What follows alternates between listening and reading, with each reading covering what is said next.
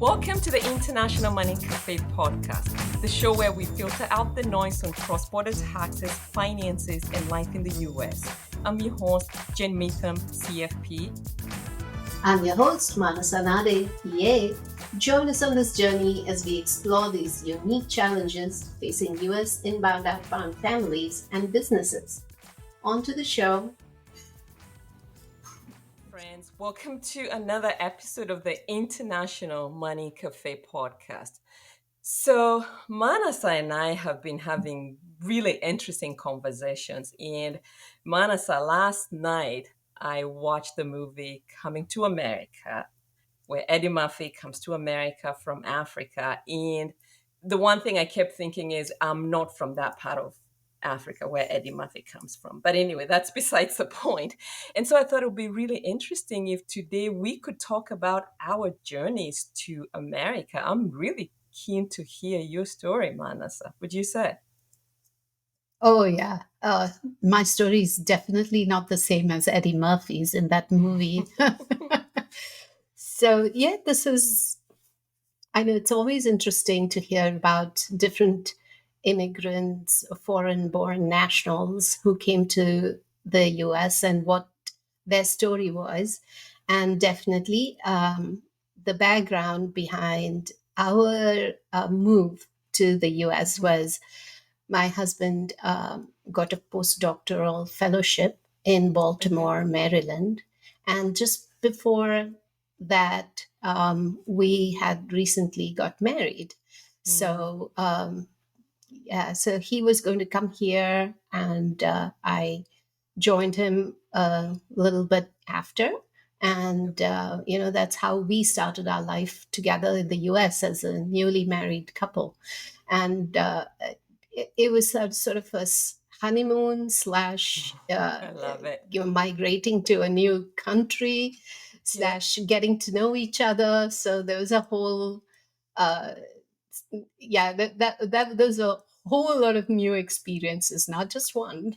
So it was interesting. What about you, Jane? I have to say that's a great story of starting life together where you're moving to a new place.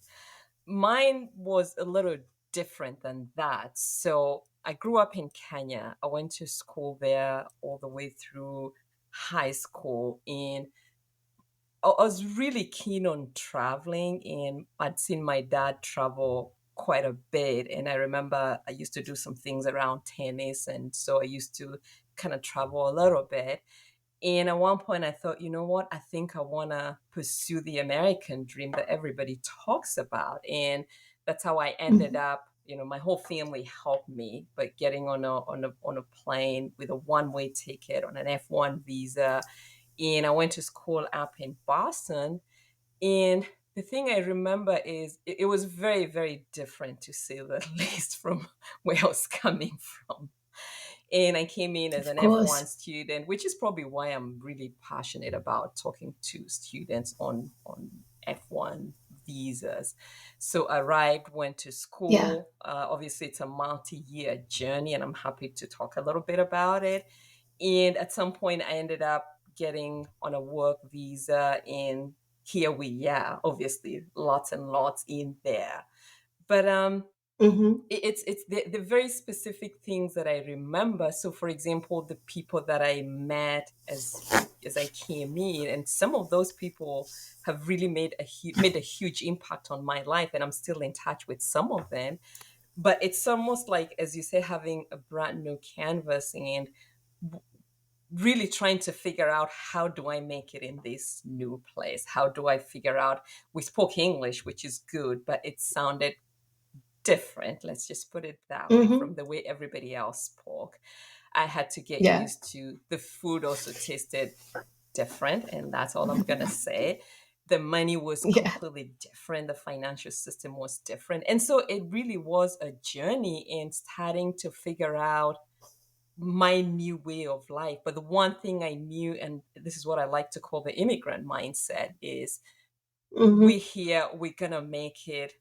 We've come so far, there's no way we're turning back. So I'm Hmm. curious, can you think of like your early days, any things that kind of stick out to you?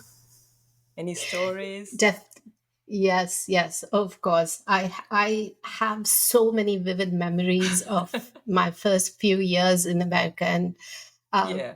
yes, so yeah, it's just like you said, with there's so many cultural differences. Like my Mm-hmm. husband and Mm-hmm. I, we came from India, and you're right, we speak English. The English that we speak in India, of course, has um, a British influence. So the Mm-hmm. syntax and the grammar, everything was Right, different. right. And yeah, and when I came here, obviously in the beginning, I followed my husband. So really, I was following his American dream Right, of coming to right. the That's US. true. Yes, but when you come here, and it so happens with a lot of other women, who come to the U.S. And then they are on dependent visas. I was on a J2 visa. My husband was on J1, which is usually given to researchers and students and so on. So um, it was interesting. The J2 visa had an ability to where you could go and you could work. So that Mm-hmm. gave that right off the bat gave me the freedom to go out and find a job. So it was definitely an advantage, and that kind of opened up a lot of different experiences for me. Mm-hmm.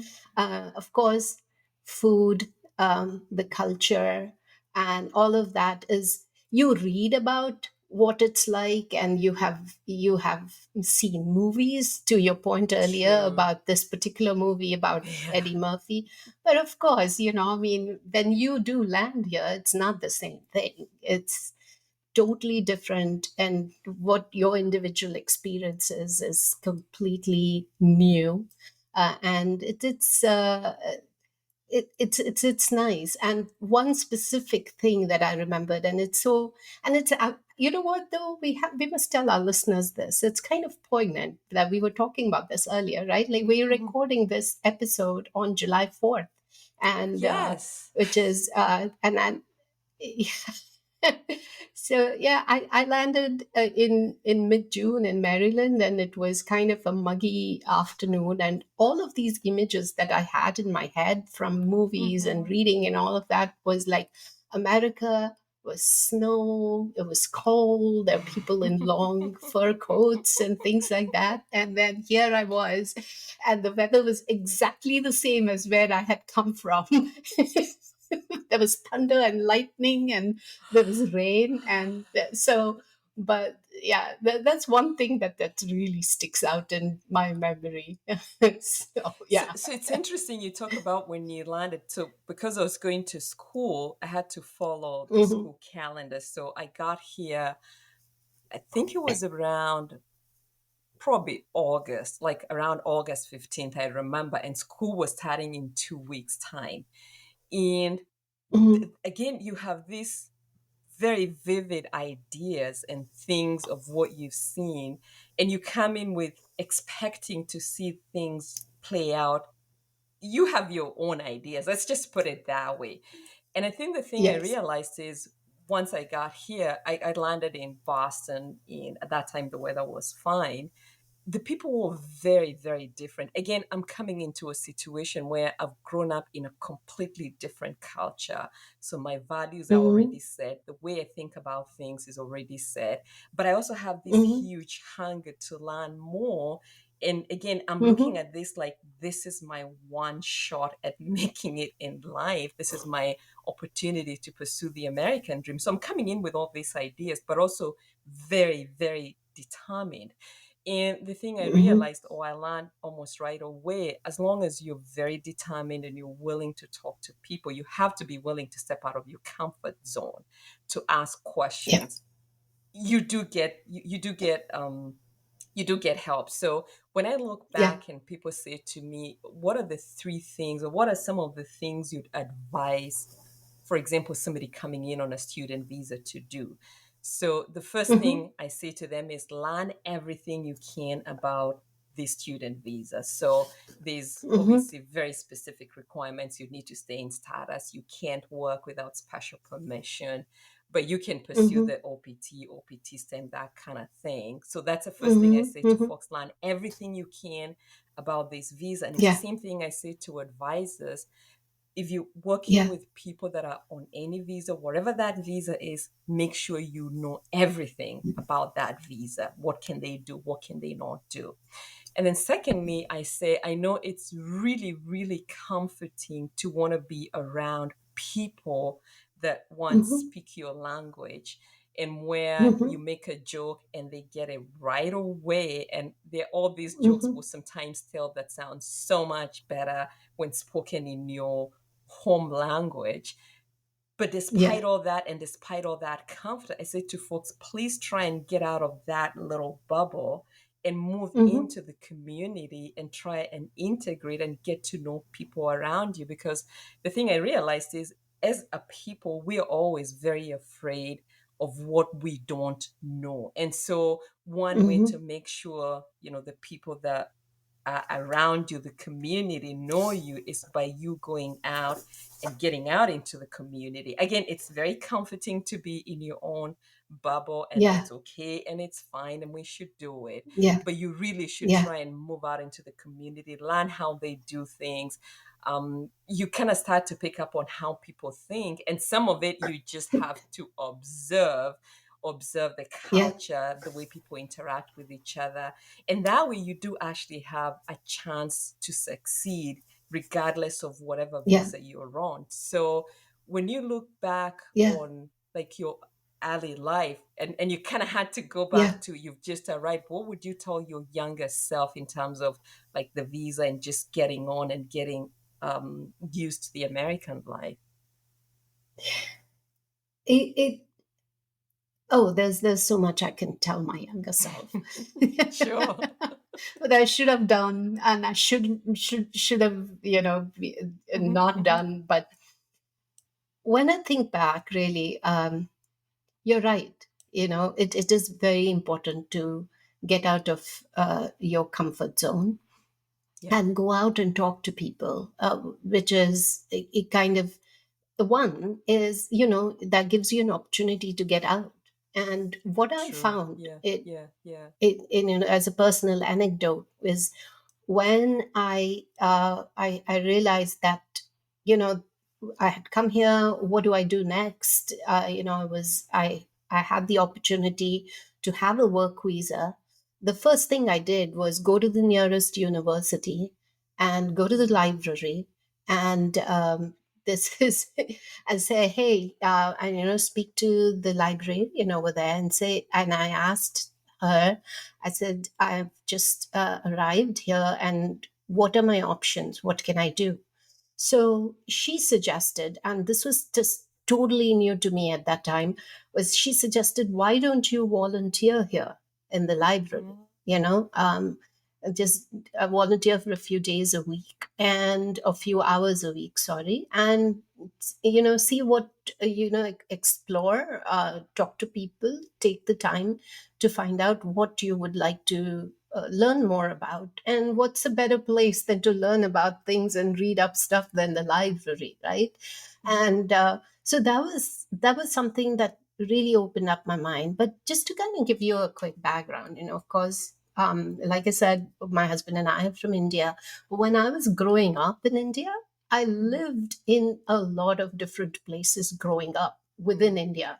My father had this job where we moved from one place to another. And so I already had this kind of mindset where I would be Mhm. thrust into new situations and new cities and new friends and new people ever so often. So that was something that I think, like, I have it was a mindset that was already inculcated in me growing up. So for me, just going out and talking to new people and making sure that I was understood, even though I knew that my English sounded different a little bit, but not so much, I felt. Especially because we lived in a university town at that time, and people over there kind of used to having students come from many Mhm. different countries. So that was that was, of course, one thing that I did, was to go out and volunteer. And once I got out and started talking to people and getting these different information from what I could do, I realized that, this, like I said, a J2 visa was the one where you could work. Mhm. So it opened up opportunities for me. I applied for a job and I did start working. Did I answer your question? You did. So it's going back. The person that you spoke with at the library told you to Yeah. volunteer, and you did, and that really gave you opportunities to kind of explore other areas. But it sounds like you Hmm. already had the mindset. So if you had to go back, you'd say keep that same mindset, right? Be willing to Yes. Yes. explore and be willing Yes. to look at all the opportunities around you. So I keep Yeah. thinking one of the questions I also hear, to your point, people will come in and say, how do you move from your family thousands of miles and come into a new place? And they kind of try and look at it through their eyes, and they'll be like, I don't think I can ever do this. I don't know how you do it. How do you answer that question? Yeah, that is always very difficult. Yeah, it is. Getting out of your comfort zone is one thing. Moving Mhm. to another country is really, really getting out of your comfort zone. But that Right, is a right. huge step. Um, there will be. I was homesick. I have to confess, and I think that back then, international phone calls were very expensive, Right. and it is different now. Communication is almost free. It's almost taken for granted. It's not a big deal to open up your WhatsApp or your FaceTime, and you can talk to your parents and your family back home.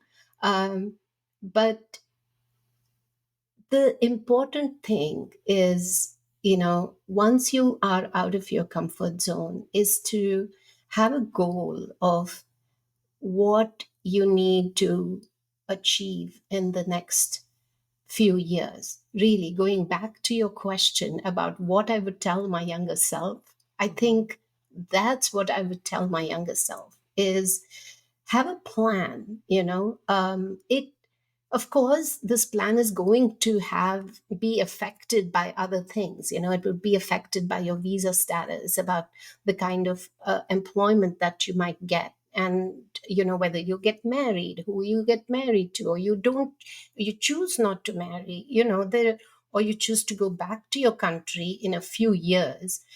These are all options that are open now, of course, but it is important to have a goal, to know where you're going, and work towards that. What do you think?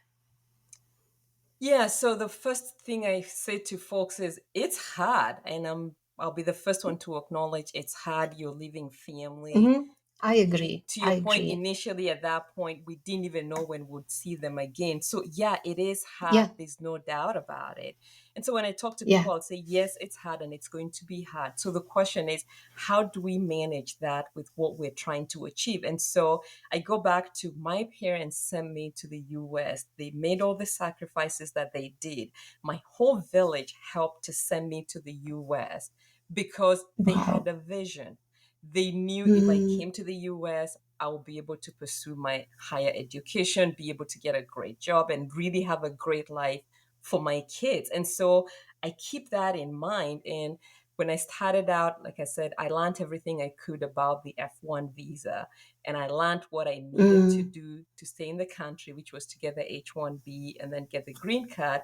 And I focused. And when I say focus, I mean I drew up a plan that would allow me mm, to get to the end point as fast as possible. So, for example, with the F1 visa thing, I ended up finding I was able to connect with this professor who became my advisor, and I had to go to school to ask for a different advisor. By the way, the first one they gave me, mm. we just didn't do too well together. So I said, I need somebody that will believe in my dream of I want to complete this Mhm. program in as short as a time as possible.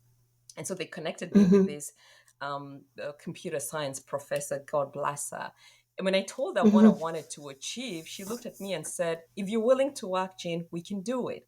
It meant drawing Mhm. up a 2 or 3 year program where I'll be able to take so many classes and be able to do some practicals in there and that sort of thing. And the fact that she believed in me convinced me it's doable.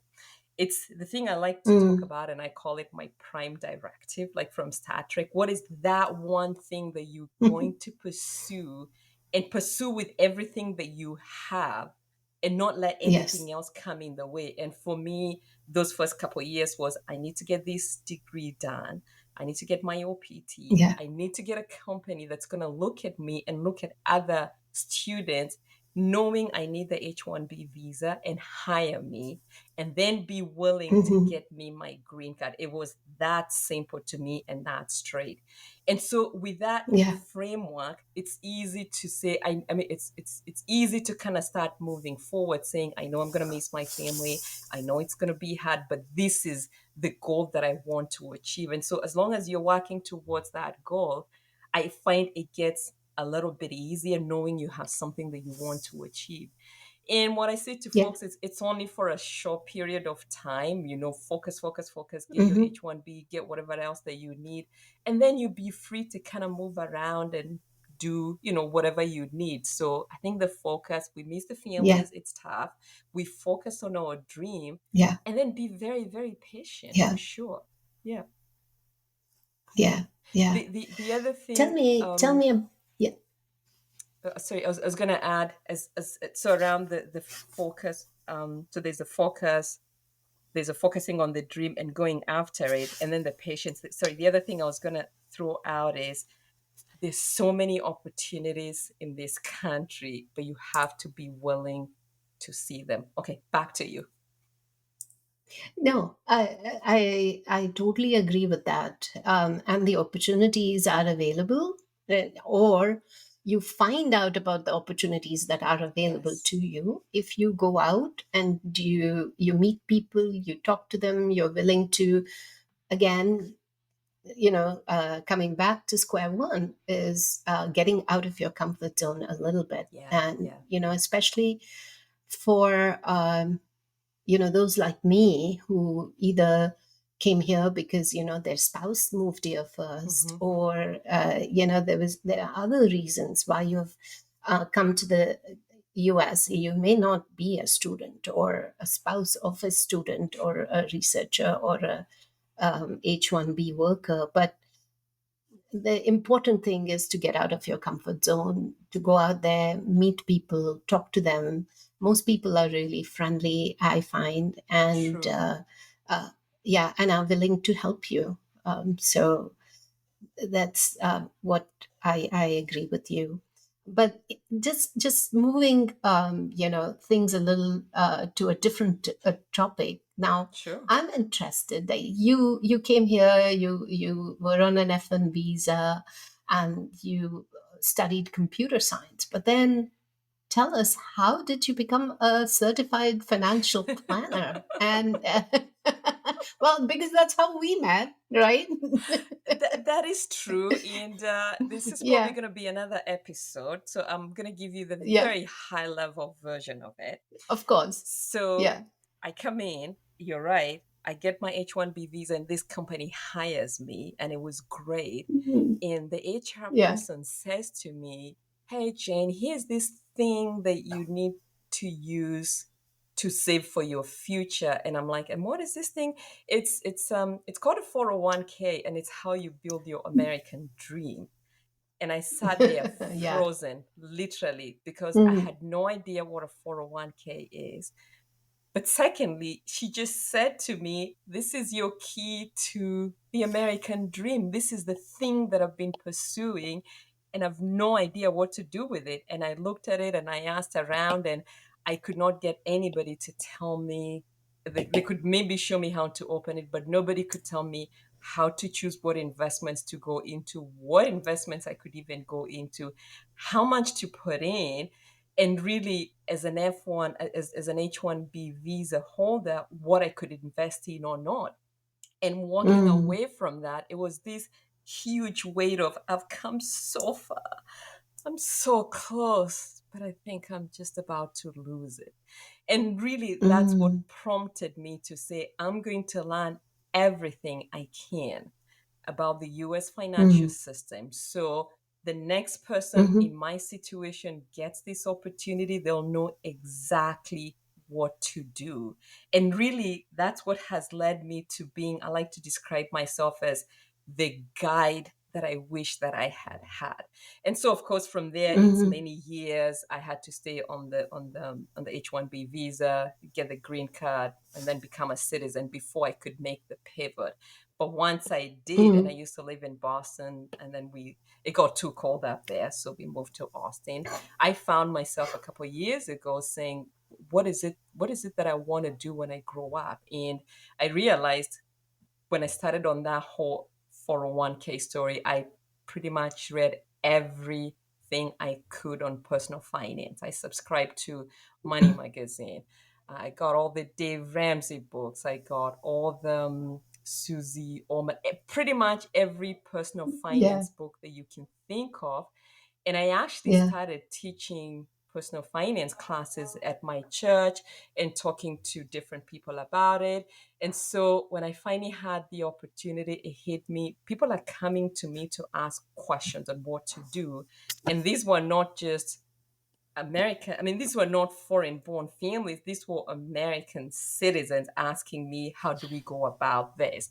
And of course, in a minute, any chance I would get out, talk and talk and talk and talk about money. And so, yeah, a few years ago, I made the pivot. I went back to school. I decided to quit the whole tech career, which I really enjoy, don't get me wrong, but really be Yeah. able to make the shift to help those who would have been in my situation a couple of years ago.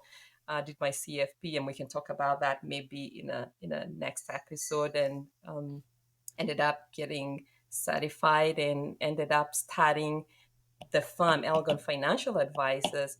Is the kind of firm that I'd have wanted to have or to work with, Mhm, because I'm very niched mhm. or niche, depending on where you went to school. And I wanted a firm that would Yeah. only work with foreign born families. And so this is how we end up Mhm. here today. Again, I'm happy to, I think we should do like a whole episode on that side of things. Absolutely. Um, Yeah, that'll be yeah, yeah, interesting. yeah, Yes. yeah, yeah, yeah. So yeah, give us like a overview of how you go from J1 to owning your own business, doing taxes for foreign born families. I know. Uh, Seems like a daunting journey, but it happened.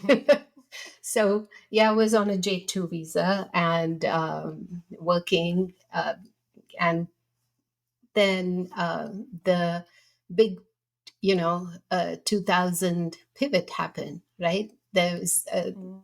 people, the IT world was going nuts Yes, about yes. things. Yeah, the Y2K. Uh, and I guess we date ourselves, but you know what? It's yeah, it's fine. So the Y2K pivot was happening, and everybody around me was getting on the IT bandwagon. But my educational background back in India was my bachelor's was in accounting and business. So I'd already studied a lot of accounting, business Mm, strategy, economics, law, and that was my background. And that was something that, of course, I didn't want to be an accountant when I was a little girl, but that mhm, at what I had, it, chosen as my career back then. And I had been working on my training to be a chartered accountant, which is similar to a CPA in the US. okay. And so when I came here and I saw that I had this opportunity to go out and work, and all our ducks were now lined up where I could go out and work. And I thought about it a lot, and I decided that accounting was something that I wanted to keep pursuing, and I didn't want to, move away from it. Although, of course, you need to be tech savvy to, learn a lot of things. Sure. Everything has that component, Mm. which I did, get a lot of training on, but I stuck to this, and I started working for one of the big box firms back in the day. Mm. And I realized that, but though, let me backtrack a little bit. Okay. Similar to your story, though, when you said that, you were reading up on finance and money, and there were a Hmm. lot of people who were coming to you with questions about what is this and how is, you were able to help them out because you had read and you had more knowledge, and you knew how to help another person who had come from another country navigate Hmm. some of this retirement questions Hmm. and other questions. Similarly, when my husband and I, we were initially having to, file our taxes, we were on, like I said, we were on a J visa. So a J visa, if you are from India, has special tax treaty components, and the way the you file a return based on, your social security taxes and income taxes, etc., is different. So Okay. when I looked at that, I had to do a bit of reading, and remember, I was volunteering at the library, so I had material that I could go to, and I Nice. started reading up on tax treaties, and I realized that there was a lot of nuances to tax filing, Mm. and I filed our own taxes, and there were other people who were F1 visa holders around us because we were in a university town, and they had all these questions that I somehow, because I was reading up on all of these different things, I had answers to, and I could help them. I say, Great. oh, you know what, you should do this. These are tax deductions that are available to you, and you can, there is this thing that because you are from this country, this tax treaty, this article will apply to you. Right. So move. Fast forward a few years when I had to kind of then make a decision about whether I wanted to stay in this field, in this accounting tax field, or maybe, jump the bandwagon and go into Mm-hmm. IT tech, where it seemed like there was a lot of jobs back then, which is Mm-hmm. different now, but it was Right. it was Right. Y2K. So I said, we had a family discussion, and yeah, and we thought, I should stick with what I like to do and Mm-hmm. what I've already spent all these years gathering my knowledge about. And Mm. I started working with different CPAs, and then I started working with this one CPA who said, you're spreading yourself too thin. And yes, like you said, we can have a whole episode on this, but I think we um, should. she, she said, you're spreading yourself too thin. You should focus on starting your own practice and using that Mm. to, help other people in this niche, because I by then had all this experience working with Mm-hmm. foreign born nationals or US citizens who were naturalized citizens who had assets in different countries and things like that. So I got my enrolled agent license, which is a license from the Internal Revenue Service, rather stringent three-part exam that you have to pass, and I put up my own shingle and I got into business. I did get a lot of help from the CPA who I was working with at Mm. that time. She Great. That's mentored great. me and she really supported me. Yes. So yeah, that's my story, Jane. So what I love through this story, you starting your farm, me starting my farm, is we saw a need. First of all, we had those challenges, right? And Yes. then we knew there was a need because we realized a lot of people had the same challenges and they really had nobody to go to, or they couldn't figure it out. And as we keep saying, you can read a bunch of stuff on Google, for example, but to figure out how that applies to you. So, for example, I'm from this country, this is the tax treaty that applies in my situation. that's the challenge. And that's where, when I think about financial planning, we talk about it being customized, but it really is a challenge. So you have all that.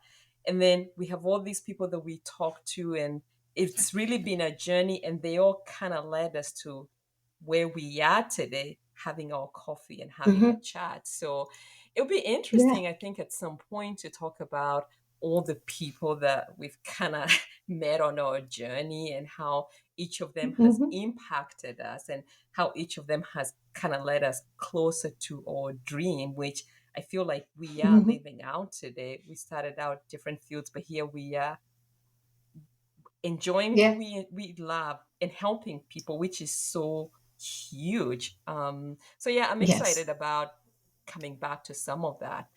And Yeah. so is there anything else you'd like to add in closing? I know there's still more we can talk about, but anything else you want to add to this? Not really. I would definitely. I agree with you. It's been a challenging journey. When you go back and you look at it, entrepreneurship has sort of this glamour around it, this aura around this. But what people don't realize is behind the scenes, it's a lot of really, really hard Yes. work, especially if you are in a professional kind of capacity, such as you and I, where we Hmm. spend a lot of time taking on continuing professional education and things like that. Um, but coming to America, I would definitely like to think that this was an opportunity that kind of, for me, like I said, came by through my husband. But I'm Hmm. glad that I'm here, and I just love having my practice. Like, and to your point about helping others in this niche, because there's so much information out there. And Yeah. yeah, we are on a podcast talking to people, which may sound counterintuitive, but it is important to work with professionals. And I'm so glad that you and I are in this space, and we are helping people, foreign born nationals, and people with, the requirement to have all this information, and we provide them reliable information.